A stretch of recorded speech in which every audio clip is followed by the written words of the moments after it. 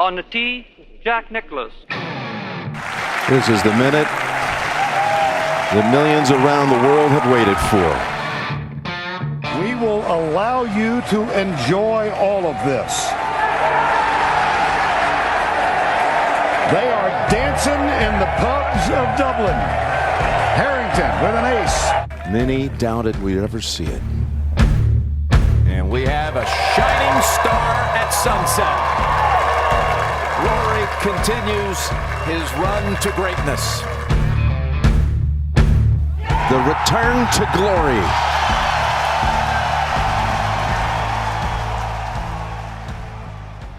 Hi everyone, welcome to episode 1 of the Bogey Men podcast, brought to you by Jonny and Dave. We're going to be bringing you insight, news, views, interviews with top players in the game, top coaches, giving you insight into what's going on from a professional standpoint, and also we're going to focus fairly heavily on the amateur game, especially within Ireland, and we're going to bring you opinions from our perspective as club golfers. We'll be interviewing those players and coaches along the way and give you a view into how golf is in Ireland at the moment.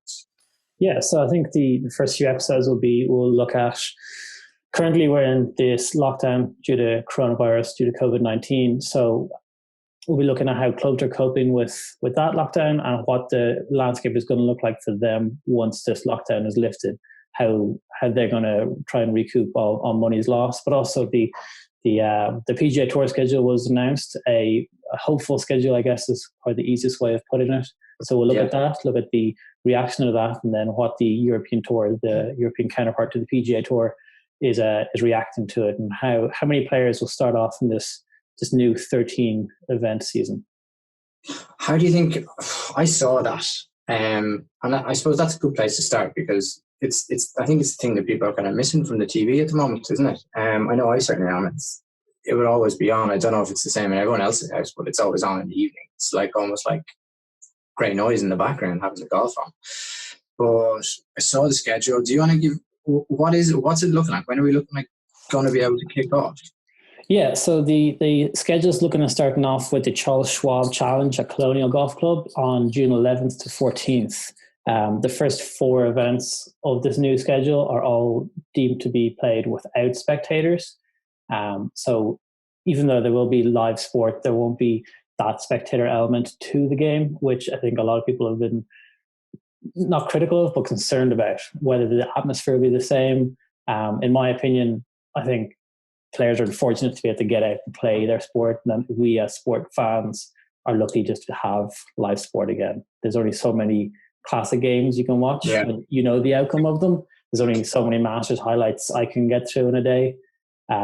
Having live sport back will be great, even if it is without fans. Yeah, so I think just having anything back at this stage is good. Like, you kind of have to bear in mind what's going on external to us, and I think what my feeling from talking to a lot of members and talking to a lot of people at the moment is that we almost feel a little bit persecuted in some way, shape or form, which is really the wrong attitude to have, I think, because golf is such an open game in terms of the environment that you're in terms of not having many people around and only playing in groups of 4, so kind of social distancing is automatically enforced. But I think a little bit more patience, I think, would probably help.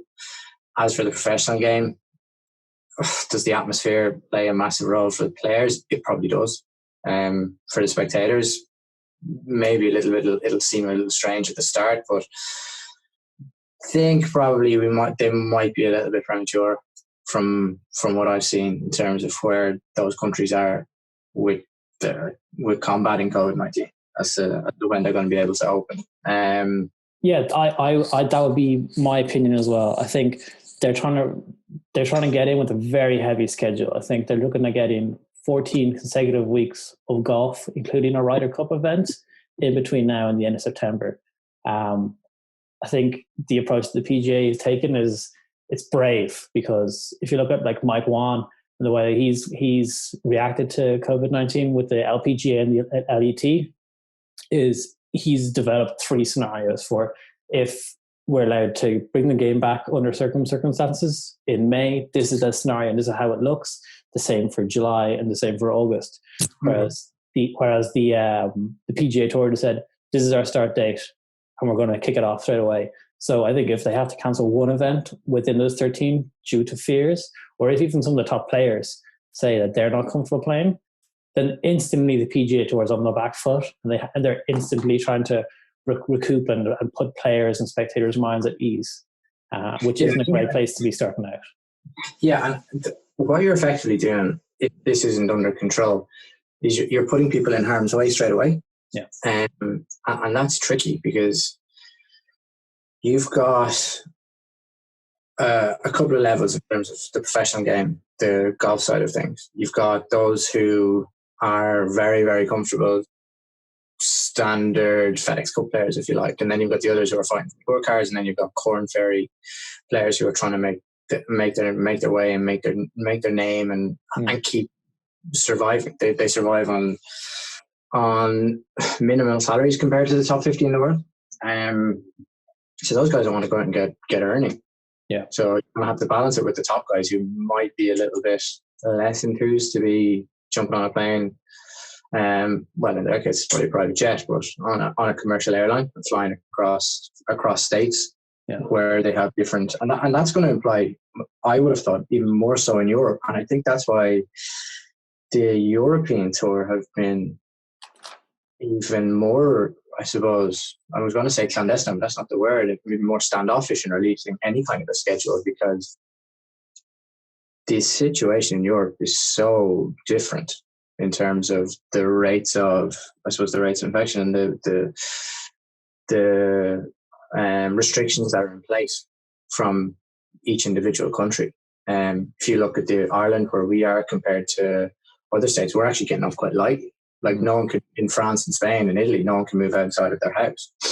Whereas we're kind of allowed into our 2 kilometre zone, and we go to the shops and generally have a level of freedom. But if you look at France, they've extended everything out way beyond every other nation. So I feel the European Tour is going to be in serious trouble. Actually, I spoke to Colin Moriarty this morning, who is qualified for the British Masters in Close House. Yeah.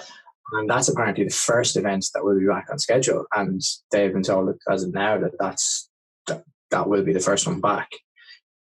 But that's a relatively uncertain kind of piece for him, because I suppose, like, when do you get back practicing? Like, if the restrictions are lifted a week before, is it a case of just go back for a week of hitting balls and trying to, effectively in his instance, potentially get a chance to gain further invites and win some money on the tour and get back to full playing rights, if that's what he chose to do. I think Keith Pelly has a much tougher geopolitical situation on his hands compared to Jay Monahan and the PGA Tour. I think Jay Monahan obviously has the individual governors for different states and whether events can go ahead, but like you were kind of alluding to there, Keith Pelly's got governments to actually deal with. So it's individual nations that are at individual stages of dealing with the coronavirus. And even from a business point of view, staff have been furloughed in the European Tour. Courses have already been announced that they're going to be reduced. The BMW National Open in Germany has been cancelled. French Open has been cancelled. The Scottish Open has been postponed. So I think they have a much tougher situation on their hands, and they're already coming from a pretty precarious position financially. I think. How are you finding it? Not being able to get out and play. Like because the two of us have had a lot of golf in the last 18 months. Like you're playing off 9, having come down from 16 last year. Like takes a lot of golf to do that, and in the habit of playing a lot of golf. Like how are you finding it? I find it tough, I'll be honest with you. I've got a put-in mat that I do some putts on every day. I've got a chip into an umbrella in my back garden, but I live across the road from a public golf course. So I wake up in the morning and I can see a golf course. It's true. And it's tough, because now I've got to the point now where I really just want to just smash a driver. I can finesse all the putts and chips that you like, but after a while you're like, I just need to hit something. Yeah, first thing I'm going to do is absolutely hammer a driver, and then the second thing I'm going to do is go spend 15 minutes looking for the ball. Looking for it, I guess do you want to run through this PGA schedule? Because I think there's a few interesting elements to it that, you kind of alluded to it. There are guys that will have to play these events. Yeah. But then there are guys like your Rorys, Tigers, JTs. They just won't play these events. They wouldn't play these events if there was a full schedule, if there wasn't a pandemic. I think that gives them an out to some of these events. I think for the first 3 or 4 events, I'll see about like 10% of the world's top 30, top 50 playing. So you start off with the Charles Schwab Challenge, the Colonial Golf Club. It's June 11th to 14th, no spectators. That'll be followed up the following week by the RBC Heritage, June 18th to 21st. That was interesting because RBC sponsored 2 events on the PGA Tour. They sponsored the Canadian Open, obviously, and that was cancelled. So I think there was a point being made of we're going to be one of the first events back from a sponsor's point of view. GMAC, Graham McDowell, has already committed to saying that he's going to play that event. Now Graham is a RBC ambassador, so there is definitely a case of here you're playing this event. That's pure speculation, but I can't see an ambassador for an event not playing the event. Yeah, like you've got, and they do have. If you look at the RBC as a sponsor, they have an awful lot of guys on tour carrying their crest. Yeah. So that would ensure a number. DJ, I believe, is one as well, isn't he? He is, yeah. So I'd say you'll see a few guys for that event, and then the first few events are they're more elevated events. So Colonial, I think, has invitational status, and I think like the 5th event back is Memorial, which also again that's Jack Nicklaus. It is, yeah. The 6th event back, that's an invitational event. So again, that has elevated status. So these are some of the decisions that are made by the PGA to bring certain events back and not bring others back. Yeah, and like let's contrast that with like the message from like financially. That was the part I wanted to bring up here. It's like we have Keith Pelly saying that there's going to be significant restrictions on the European Tour in terms of 1, the schedule, potential schedule, and 2, prize money, etc. Like we're looking at, say, Charles Schwab total purse 7.5 million with 1.3 million to the winner. The Rocket Mortgage Classic is 7.5 with 1.3, and then they go to the Memorial, which is 9.5 million in a purse with nearly 1.7 million dollars to the winner. Patrick Cantley won that last year, and like, whereas this money is coming from that new deal, and it's obviously TV rights within the US, so they have had a significant cash influx from TV sponsors over the past 20 years, since Tiger basically kicked everything off for them and made everybody millionaires on the US PGA Tour. But with this money now, the US PGA or the PGA of America or the PGA Tour, whichever one it is that's making the ultimate decision, are under significant financial pressure from TV rights holders to get these tournaments live. And like, is that going to be the overbearing thing? Is money just going to talk here? Because Sky Sports investment is fractions of that on the European Tour. So you've got a situation where is money going to talk and just overrides common sense? Without sounding too cynical, probably. I think that's the thing. I do think that's where it's going to be. It's going to be the pressure from, like, because TV audiences, bear in mind, the first professional sport to get back on TV is the one that's going to get who'll have the biggest rating. Yeah, sure. Golf fans will be going out of everywhere. Suddenly, everyone's going to be a golf fan because it's the first thing. It's the first thing there, exactly. So basically, first to, like, and it's a standard marketing practice. Like, first to market will win because you're not going to have NFL because that doesn't start till September, October time. So there's a big gap in terms of a captive TV audience, certainly in the US. That's just going to filter down to Europe. Sky Sports will obviously buy into that, and they'll be keen to get TV or keen to get golf going. They won't care that it's coming from the US. So yeah, you've just got a situation where first to market wins. They've got a product where they feel they can do it safely. Crowds, no crowds. Bearing in mind, it takes nearly 1,000 people to put on a PGA Tour event.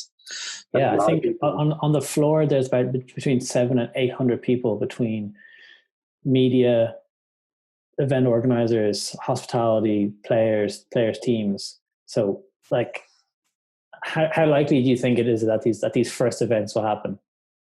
Because I could see Charles Schwab getting canned just because of, like, the US currently has the highest death rate in the world because of coronavirus. If that doesn't even begin to flatten off, how can anyone say, right, this is the right thing we should be doing?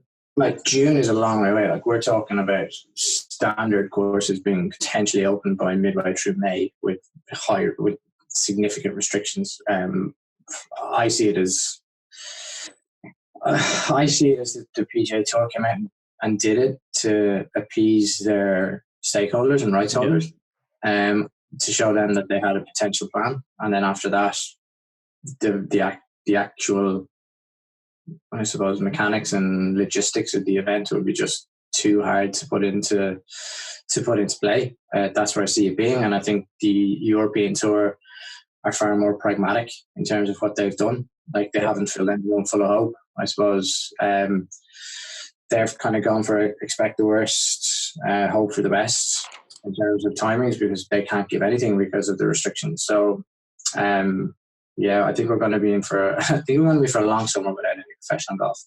On the flip side, we might get out playing a little bit. The government had a press conference, and they were saying that they're looking at non-contact outdoor, easily socially distanced sports, which kind of, for me, that just like, we're looking at golf. Yeah, I believe that we will be out for the betting person, and from what I've heard from people who are sitting on a PGA Tour or PGA Association webinar last week, is that the GOI, and this is mere speculation, so don't take me on it, is that they've recommended a 12th of May, between 12th and 23rd of May opening, soft opening for members only within clubs. So no guests, no competitions. Competitions won't come back until July. So if you're thinking of getting your handicap down, it's probably the wrong time to be doing it, but I think no one cares about that too much at the moment. Yeah, I think it'll be just to even be able to get out and play golf again will be nice to get out, and to even be out past that 2K radius will be nice. Yeah. There's one or two more things that I think are worth chatting about with this new PGA schedule, and that's there's a report in The Guardian by Ewan Murray about the fact that the PGA Tour have ordered 1 million COVID testing kits for players. Jay Monahan did an interview on Golf Channel where he was talking about how they're going to try and get those test kits out to players at home and then test them again when they get on site. But currently there are about 25 PGA Tour players living outside of the US, and then 35 PGA Tour caddies living around the world. Because obviously not all caddies and players are from the United States. So they're looking at plans for how they can safely get those players in, test them. But the testing times in Ireland are currently between 36 and 48 hours for results now, after like 5 weeks of them being taken longer. I think it's pretty likely that you could get into a situation where you test a player on a Monday, he plays practice rounds with his colleagues, players, competitors on Tuesday, plays the pro. Well, there won't be a pro-am. There won't be pro-ams. Play practice rounds on Tuesdays, Wednesday. And on Thursday morning, he finds out that he actually is positive. And he's played 2 rounds of golf with other players. He's been in this environment with other players. It seems to me that, like, even starting this conversation for playing the PGA Tour right now is a bit premature because of the potential scenarios for infecting others. And that's a bigger thing. I think that's where where this is going, where this whole saga is going to go in terms of home testing and people basically submitting if they're healthy enough to return to work or whatever the case may be. And if that is to work, I suppose they would need on the Friday before confirmation on that result that it's negative before someone even steps on a plane. Yeah, to come across country I just think they have to be more responsible than this. Yeah, and going out with these grand plans, I think it's great to get people's hopes up, and on face value, people are happy that they're hearing something positive and there's going to be some change coming. But these are the wrong messages to send to people right now. That this is going to be easily solved, because it's not going to be easily solved. I think the fact that they're even putting in place this contingency plan for testing players, definitely the prudent thing to be doing.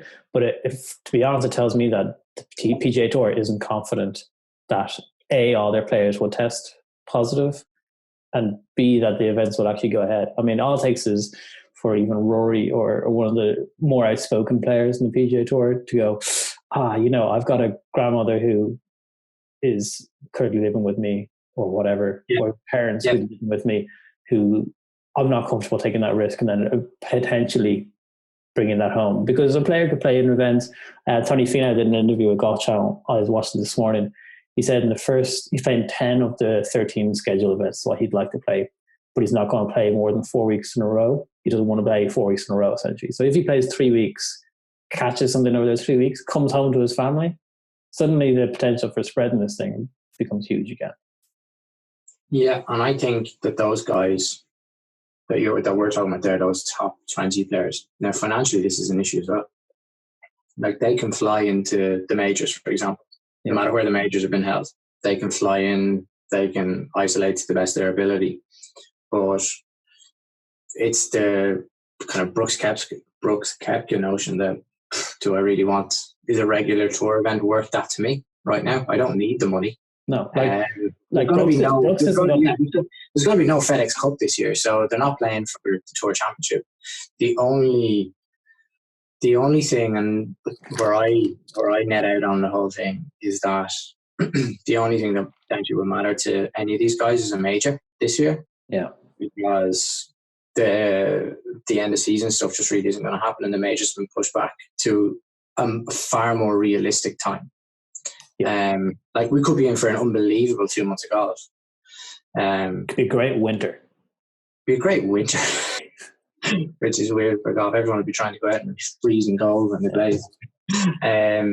But I think that's probably the only thing. And like, the fact that Shane Lowry doesn't get to defend the Open Championship shows how the PGA are far more probably have pulled the strings to a greater extent, and by extension probably the networks that they have paying them the money for this, because for the R&A to obviously to pull the Open Championship that early and just flat out cancel it was a bit of a shock, because we know ourselves from playing in this part of the world, like, they could play that with a reduced field, or slightly alter the criteria for entry, not to diminish it. But the Open Championship generally has huge fields. Yeah, and sure, like, you can play links golf well into the winter as well. So they could have scheduled for something closer to the Masters time. They played the Dunhill.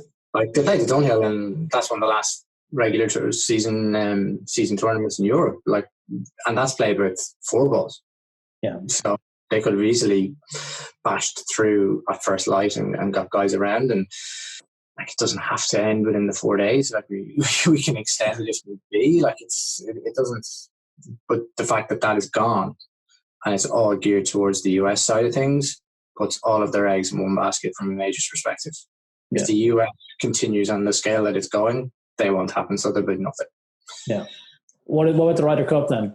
Because like, for the first 13 events of the year, I would happily say don't bring spectators into it. It's not worth it. I can do a full season with no spectators. But the Ryder Cup is one where if 2016 and 2018 are anything to go by, the fans play a huge part. And when you're alluding to the fact that money talks, what I have heard from a few people within European PGA Tour is that from the sales and from the sales side of things, they would rather push the 2020 Ryder Cup into 2021 because of the revenue that would generate from the tickets plus the merchandise. Well, that's actually a really good one. I'm glad you got onto the merchandise part, because flick back to the Open, that is such a massive part of the revenue piece for them, outside of TV, outside of tickets and everything. So then you get into a scenario where you've the Ryder Cup in Whistling Straits, which is meant to be in September, behind closed doors. So the 40,000 per day that go to the Ryder Cup, obviously, and you extrapolate out the amount that's spent per person at these events, and the ancillary industries that profit from it. That whole ecosystem of money in that financial world is going to be completely diminished. So what happens then? That affects the US tour. That's why the European tour aren't too concerned about it, because they don't get as much of it if it was on home soil, which is kind of an interesting dynamic. I don't know. I think the Ryder Cup thrives on the players, thrive in the audio, on the crowds, on the noise, the atmosphere that's generated, the rivalry that is now built and is fairly well established. Yeah. I suppose you're at this funny juncture, not even funny juncture, but an interesting juncture, a great juncture in professional golf, where the top European guys are going out and beating the top American guys a lot now on the regular tour, which was never the case before. I mean, if you look through the world's golf rankings, you've got European world number 1, European world number 3, world number 2. He cut his teeth on the European tour and the lower leagues in Europe. So and then if you it's as easy now to go through the top 5 European players in the top, off the top of your head, as it's actually easier to do that than the US top 5. Like in top of my head, I can pick out the top 3, which is Rahm, Fleetwood, McIlroy, and then you get into Rose, Molinari, and there's 5, and all of a sudden, and you haven't even kind of reached into the top 20 guys. And then on the US tour, it's obviously JT, Brooks, DJ, and Spieth, from a name perspective, is there, but he's nowhere near where he was. Nowhere near where he was, but it's at that time where the profile of the European team, it's not so long ago as they were kind of looking at who Brendan Walton was playing in 1997, and he basically gets the winning point. It's but that they wouldn't have known who he was. No. Whereas we're at a point now where, because of the global nature of the game, that these guys are front and center for everybody. Yeah. So the Ryder Cup will be a good one to get into separately, because I think you can get into you could do a whole episode on that and whether it'll be 12 picks if it does happen. I think that will be, we'll go into significant detail on that. And then what's it like? It's just been a funny old time, and between the speculation around the amateur game, the amateur game has been pretty much written off. The NCAAs are all finished. Every domestic championship is cancelled as of, not officially cancelled. The West was cancelled, so you've got a big hole from a top class golf perspective at the moment. That's a bit sad, but it is what it is, and we just have to get on with living within the restrictions that are there. Well, look, so hopefully we'll have golf back from our perspective sooner rather than later, and then hopefully there'll be some kind of golf to watch. Look, we actually didn't even talk about it. There is the match part 2. The match part 2. Phil and Tom Brady versus Peyton Manning and Tiger Woods. And going from the first one, if you're interested in watching car crashes from a television perspective, the first one certainly was for 9 million. The first one was awful. At least this one has the humane aspect of it, which is all the money goes to charity. Watching 2 billionaires fight out for €9 million to make them even wealthier. Us playing crap golf was not much fun. Yeah, what were they? They were level par and 1 over respectively on a relatively easy Shadow Creek course. Well, easy to them. Yeah. But they've definitely, in light of what's been on Netflix, they've definitely missed a beat by taking 2 footballers, and they've not brought Michael Jordan in. Yeah. Because he would have been primed for that. And Michael Jordan, for anyone who doesn't know, has a checkered history in terms of his on-course betting. Well, so does Phil. Rumored to have lost. No, honestly, he's rumored to have lost up to and over $1 million on single games in terms of how much he's bet. And he's also had outrageous stories where he's played golf, drank 7 beers the morning of a game. and went and played, scored 50 points that day. So I'd love to have seen that. I think it's very beige. Like you've two guys three Phil Mickelsons and Tiger Woods is what I think you're going to get. Yeah, I think someone, the producer of the match, probably saw. There's a few months ago, the Barstool Sports account tweeted out a video of Peyton Manning like hitting an iron or a wedge into a green, and it was like 15 or so feet away from the hole, and they were like, Tom Brady would have got that close, or he would have made that shot. And Brady responded being like, no way, Peyton's been retired for so much longer, he's had more of a chance to play golf. I think the producer of the match was like, oh, Tom Brady can talk shit, so like let's get him in because he's, he can bring that fun element that the other guys can't. But it's just going to be so boring. Let's not include that in our must views for anyone who's trying to get the golf game, because you have to pay for it as well. Remember, the last one you had to pay $25 to watch, so you had to pay $25 for the privilege of watching. And as well, like, it's not like watching normal golf coverage, because there's only two guys playing, which means there's only like 120 shots that are going to be hit, or 140 shots that are going to be hit across 5 hours.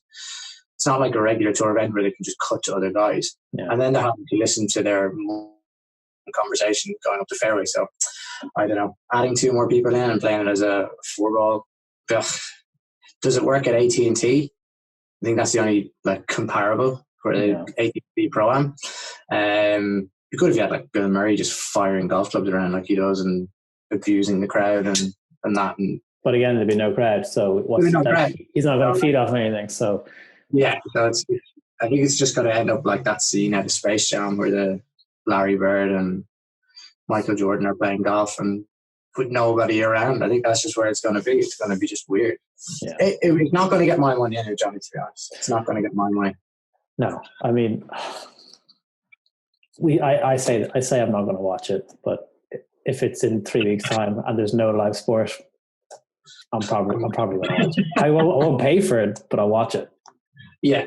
I don't think. I think they'll just be as happy as anybody to get out and be back on a golf courses. Yeah. I think, although they are playing a little bit, I think the Tigers are a member medalist in Florida, and I think they're continuing to play. So yeah, lucky for him, I guess. Yeah. What have players been up to now? Do you know from? Yeah, I would just actually, it's just been fascinating that I found is that I've been looking, and you get a good insight into people's lives through Instagram and the voyeuristic nature of what they're doing. Like, I think like the people I like looking at on Insta and following what they do are the people who've like basically transformed their homes into little driving ranges. Yeah. Like, especially on the women's European tour. What Carly Booth did to her house is unbelievable. Yeah, it's like incredible. Like, so her, she basically commandeered her partner to flatten out this size. She like lives in what looks like pretty standard house with a small little garden, and has turned it into this most ideal driving range you've ever seen. It also helps that they have a €24,000 TrackMan. Yeah, just lying around. Yeah. Just lying around. So basically, if anyone wants to put a golf simulator in, know that the TrackMan's going to be 24 grand. So outside of that, though, it looks amazing, like proper cage put in. I think as well, it's been interesting to see Annabelle Dimmock. I don't know if you've ever followed her.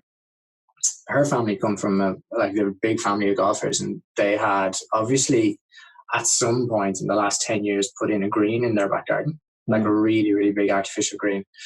For 2 days, all we saw from her was her power washing it to get it clean, and now they have back into a full 9-hole putting green, chipping area, driving area. So I've been kind of watching those guys. Yeah. Interestingly enough, I listened to an interview with Shane Lowry, who said he hasn't hit a ball in 6 weeks, which he realised he's going to have to start in. So I think this is probably a massive.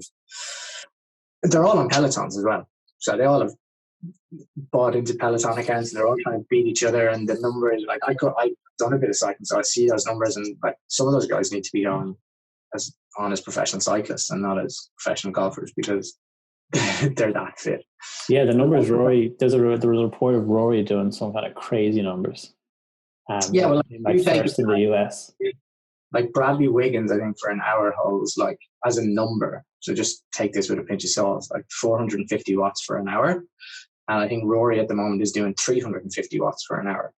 So he's basically 3/4 the ability of the best cyclist in the world in 2012. So he does look like he's in shape, in fairness. Yeah, I think the disparity between what some players are able to do from a practice point of view and others will be interesting. Like Tiger Woods doesn't need to go to Medalist to practice. He has like a 4-hole golf course in his garden in Jupiter. Yeah. Shane Lowry doesn't have those facilities, you know? Yeah, but you know who does have those facilities? Padraig Harrington. Yeah, he has been doing. Yeah, I think like if he was the hero we needed, I feel at the moment, like the one, I think it's taken a lot for everyone to get over the quality of the facility. Yeah. So if you haven't seen it, get onto his social channels, particularly his Instagram. He's got his son Paddy out recording him, and he's running through some really good stuff, and they're kind of 4 or 5 minute videos. But for the first minute, you're just drooling over the quality of the facility he has in his house. So his backyard, and I think he's got 4 greens, a practice area, and then beyond the wall of the property is a landing area for a long range, a long iron range as well. So like he's just having. And in the basement of his house as well, he has a full simulator TrackMan set up as well. So yeah, but I think he was the hero we needed to put. It's very, very funny stuff. Like, and he don't worry, like everyone else, he still blades them and he still shanks the odd one as well and breaks a window here and there too. So and he keeps them in, which is refreshing. Oh yeah, like the one he hit, I don't know what he hit actually, but he hit something on the house. He just knifed one. He was trying to show a flop shot and just did what everyone else does, knifed one.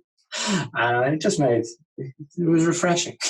Yeah, well, what I found great from Padraig was how he went into why you go into certain shots rather than just how you hit them. Because I think a lot of the YouTube or whatever in instructional videos that are out there is just, here's how to hit this shot.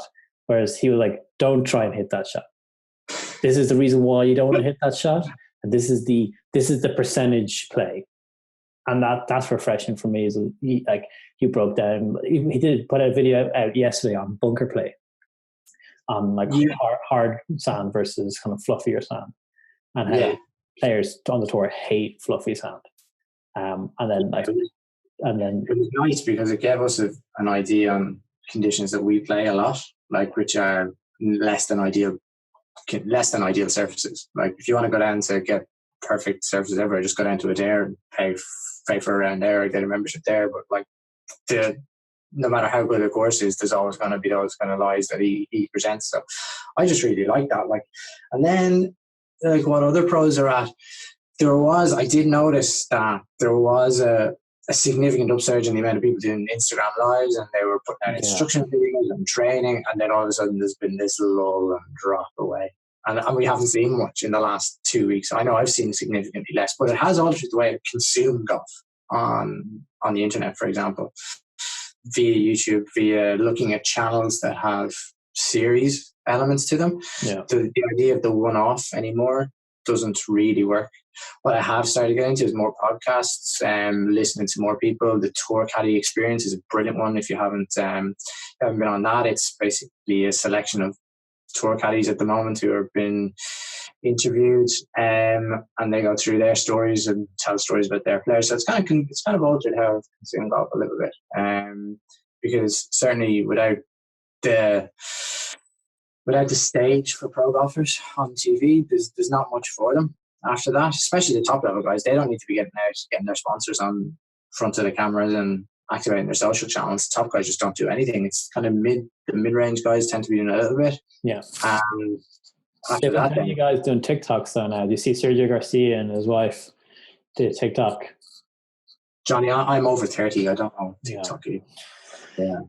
TikTok is what my watch does. I think. Yeah, but this is the point I'm getting at, is that this sport which has a serious old white man reputation, you start seeing these tour players and these like start getting on social media in a big way when you're like, just stay away from it. Like just keep chipping. Yeah, it's like that. They're just primed to have a social media manager and just take care of everything for them. I don't think there's any they just don't need to. There's just too many millions in the bank to care. Well, Porrick does, but he seems to care. He wants to put stuff out there. And he loves coaching though. He was even saying that after the dust settles on his career, he'd want to get into coaching, not on an elite level, but from an amateur level. So that would be great. Imagine having that kind of. I mean, I'm sure he'd be pretty expensive, but imagine having that access to that facility. Well, I think he'd do that, because I think he just has. He's one of those guys who just loves golf and has never seemed to grow tired or embittered by it. You see some pros, particularly ex-pros in the media, and they seem a little bit fatigued by golf. Jaded. Whereas I don't think he can get enough of it. And I think if he'll make a career he'll play Champions Tour, which is not too far away for him. And after his Ryder Cup experience, so he'll keep playing. And then I'd love to see him take a very promising young player, a couple of players or a couple of stable of players on, and be that mentor / specialist coach that some guy could really do with. I'd love to see what he could do with Paul Dunn or someone like that, who maybe has hit a difficult patch in his pro career. Yeah. Take him on to the next level if that's what it took. Yeah, but that'd be great to see him do that. Apart from that, what are the pros doing? I tend to be just consuming a lot of stuff from good quality content makers on YouTube, like around TXG Golf, where club fitter based out of Toronto, that I watch their channel because it has a series and a flow to it, and it's very specialized and very nerdy, very golf nerdy. But if you understand it, that's where you're at. So that's what I get into. What about you? What have you been? Yeah, definitely the kind of the series content. I went through a period there where I watched back the Miracle at Medina. So there were different perspectives on that. Justin Rose did a 40-minute documentary on the Ryder Cup YouTube channel.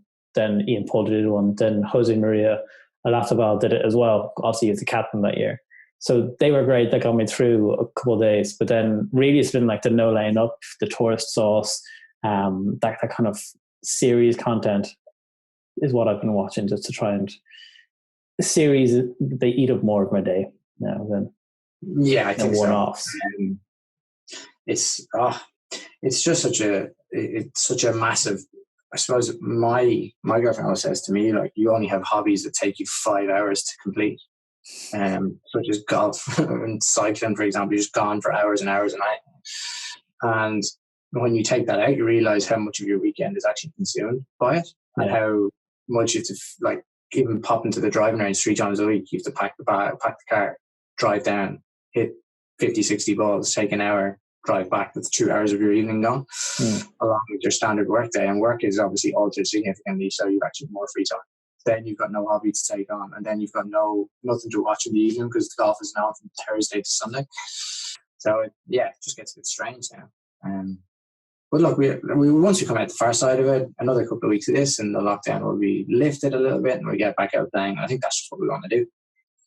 Perfect. Listen, I think let's leave it there. Next episode will be in about a week or so's time, and that'll be on how clubs are coping with the coronavirus and what their plans are once this is all lifted. Yeah, we're going to have some special guests on. We're going to have a quick word with Paul Vaughan from Head Pro at Hourglass. We'll get him on, and we'll get a view potentially as well from other clubs around the country as to what they're doing and how they're going to cope. So looking forward to it. Brilliant. Listen, guys, thank you for listening. Thank you for watching if you watch this, and we'll see you in the next one. Thanks, guys. On the tee, Jack Nicklaus. This is the minute that millions around the world have waited for. We will allow you to enjoy all of this. They are dancing in the pubs of Dublin. Harrington with an ace. Many doubted we'd ever see it. And we have a shining star at sunset. Rory continues his run to greatness. The return to glory.